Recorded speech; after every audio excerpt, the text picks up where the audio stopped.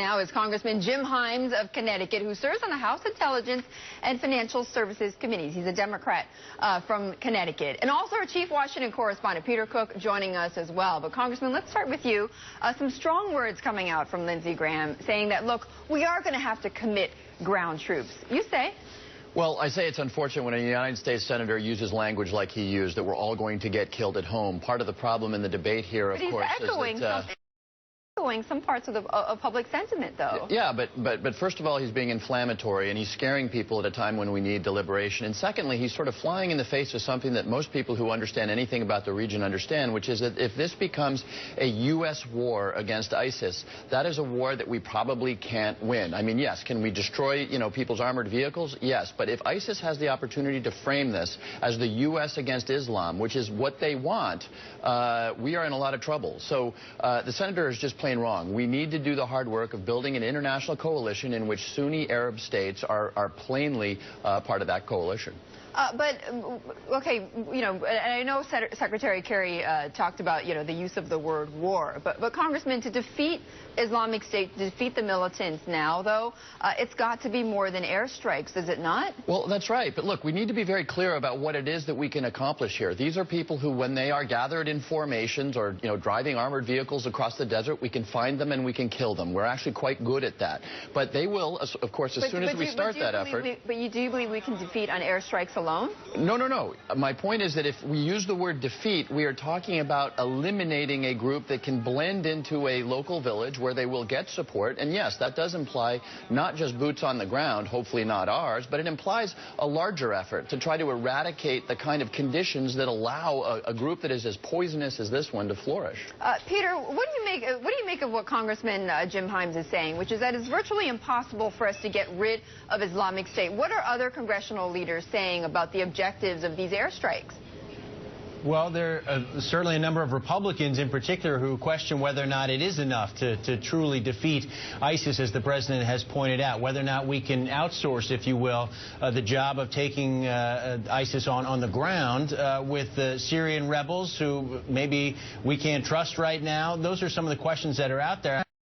My question to Congressman Himes, Betty, is first of all on the specific notion of providing support for the Syrian rebels and arming those rebels. Are you prepared to vote yes on that? And what about the larger question, broader use of force authorization? Are you prepared to have that debate perhaps in a lame duck session of Congress? And would the president get the support of Congress if it comes to that?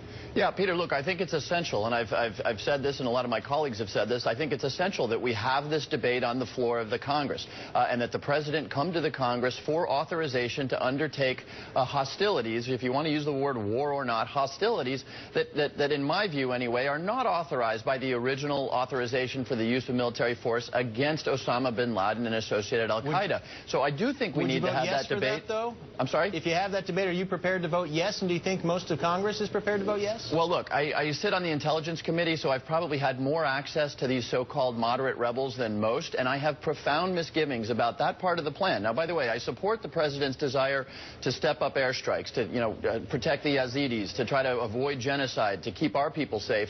But I think we need to really understand what we're getting into when we're talking about spending $500 million to support a bunch of people in Syria that we say we're going to vet, but we don't really know where that goes. Frankly, our history there has not been terribly good. This is exactly the kind of conversation we need to have on the floor of the Congress. Now, Peter, I just want to make a quick switch. Not only is Congress considering these actions against Islamic State, but they're also considering actions at home when it comes to these inversion deals. What are we going to hear from Jack Lew, if we are going to hear anything before tomorrow? Well, the expectation, Betty, is first of all that Congress is not going to have the time or the inclination to take on this issue of inversions right now, before the midterm election. It's just not going to happen. We've gotten that message already from Senate Republicans, not really serious. There is a possibility maybe in a lame duck session of Congress. So the pressure's on Jack Lew, and he has told us that it's be in the very near future. He leaves for Australia tomorrow. Betty, there's some questions whether or not he might have to do something before he leaves. And Congressman, you get the last word. You actually say our corporate taxes are too high here.